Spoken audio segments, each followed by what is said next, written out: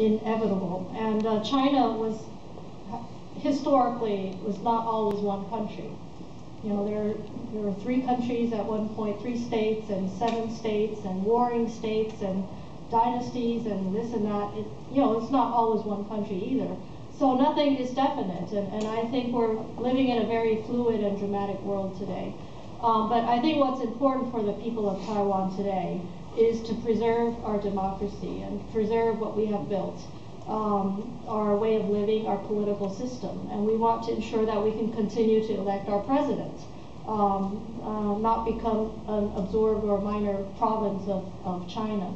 I think that's important. But I think your point is perhaps related to how the rest of the world is looking at China, and that how the rise of China gives China greater international leverage in pressuring Taiwan and in subjugating Taiwan's international status. And this is certainly a very important challenge for us that we have to deal with very often. But I think the world is changing to an extent that you know, when I was here at Columbia, and it probably still is the dominant international relations theory and assumption, that is, you know, realist international relations assumes that we are all operating between states, state-to-state relations. But there are so many non-state actors nowadays. You know, security has a whole new definition after 9/11, and you know, and the NGOs, you know, global multinational issues, of climate issues, and others that have so much more relevance today, does give Taiwan some room and space to operate in terms of engaging with the rest of the world. So even though we are constrained in terms of official state recognition, and this is something we will try to preserve as much as possible, but outside of that, we will also try, we are forced to be creative. We cannot just act as normal states do. We are in a very peculiar circumstance, and so that kind of pushes the adrenaline of the Taiwanese people, and the necessity to be creative and to find other means of survival. You know, Taiwan is a migrant society. We're an immigrant society, just like the United States and Australia, and you know, all kinds of people come to Taiwan for various reasons, and immigrant societies tend to be flexible and pioneering and creative, and when one door closes, we will find another way out, and I think in a fluid and changing world, that's an essential element of Taiwan's continuing survival. On the question of media and journalists, Taiwan's media, you know, there have been polls in Taiwan asking the people of Taiwan, what's the source of chaos in our society? And somewhere up there is politicians and the media. And through the late 1990s and 2000s, you know, Taiwan went through a process of media liberalization. It used to be just dominated by the state.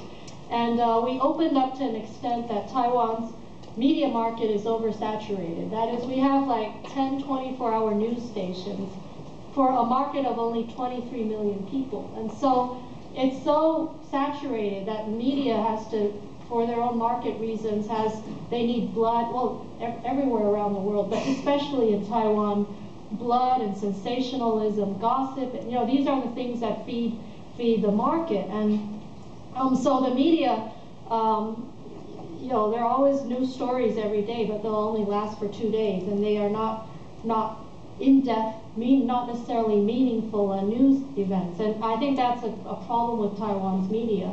But hopefully, eventually, the market will filter out, or there would be a process. I mean, that's the ideal situation where we will produce more responsible media. But the current situation is certainly not yet in that ideal state. I think gradually some of the news stations would probably go out of business, and then that we'd have a more normal size, or you know, market for Taiwan's news and journalism. But I have to say, you know, if the question is whether we are completely open and free, we are a very, very open society in terms of media presence. But one challenge we are facing, though, is the influence of You know, I mentioned the market because a free and open media does depend on the public and the market to support the continuation of private media or independent media, separate from the state-funded media. However, one potential threat to an open media is the influence of Chinese money. A few months ago, there was a reported incident or a news, and it could have something to do with internal struggles in China or power struggles, but it was reported that Chen Yunlin's wife, the chief Chinese negotiator with Taiwan, his wife was found to have embezzled the amount of $300 million of Chinese state funds that were intended to buy off Taiwanese media. Now, this was an article that appeared in the Taiwan news, and soon it was removed from the internet sites. But apparently there is something going on, Chinese state money that is planned or being used to influence Taiwan media. I know for a fact that Taiwanese news stations, for example, or media organizations, if they want to sell their soap operas to China, for example, there is a station called Formosa TV in Taiwan that has historical links to some of its founding members were Green or DPP, and they've been told if they want to sell their soap operas to China, they have to adjust the news content. And so there is a problem of self-censorship, and this is a phenomenon in Hong Kong, and it could be a phenomenon for Taiwan as more and more Chinese money is manipulated or used not in a normal market way, but with political intentions. I think this is something that we will have to watch in the coming years. The New York Times piece, for those of you who didn't see it, I think you're referring to the opinion piece urging the United States to ditch Taiwan in return for the Chinese cancellation of the debt that it owns. And I don't know if there's any precedent like this in international relations, but I really don't think that's a realistic proposal.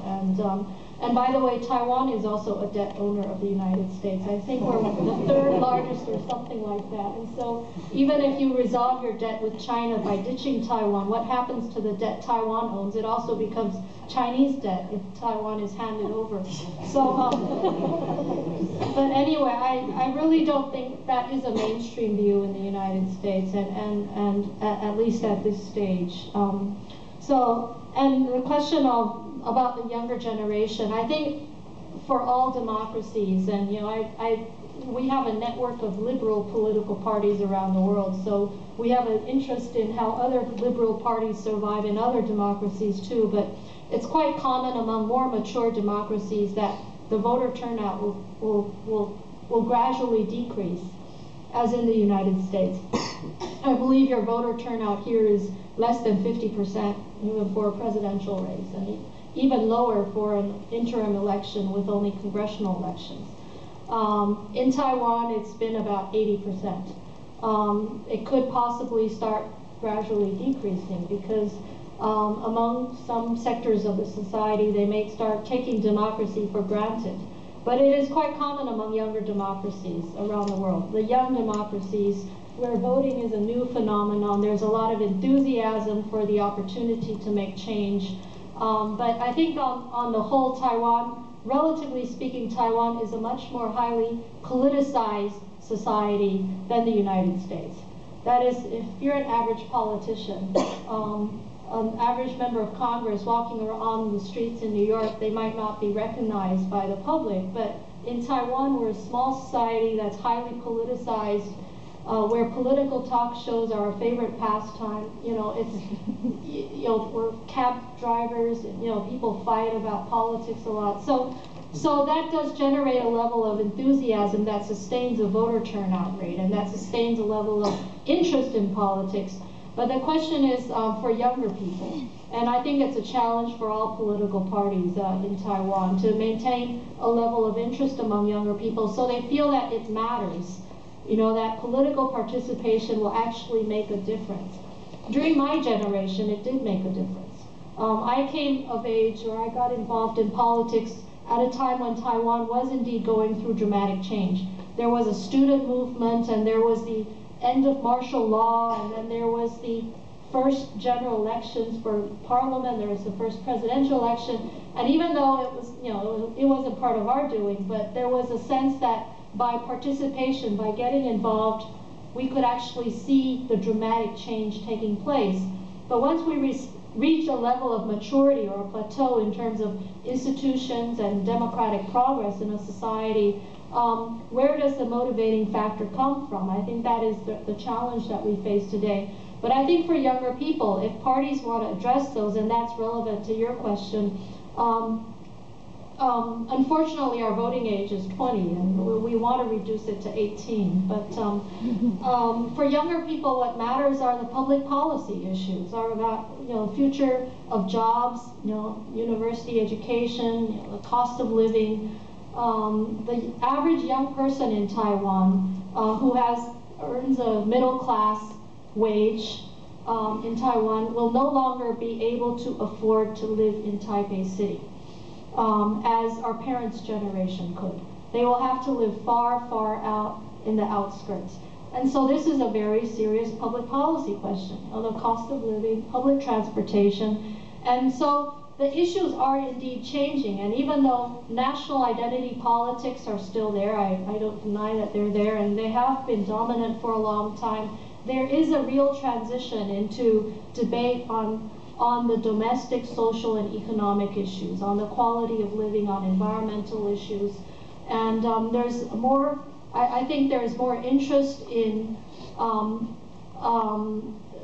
political activism, not only in the traditional sense of partisan politics, but in the sense of, for example, animal rights or gay rights or, you know, women's rights or, you know, these other public policy areas. There seems to be more interest and activism in these areas, and so there are, you know, these are ways that the political elite has to respond to the needs of the young people, and that is by addressing the public policy issues of the time.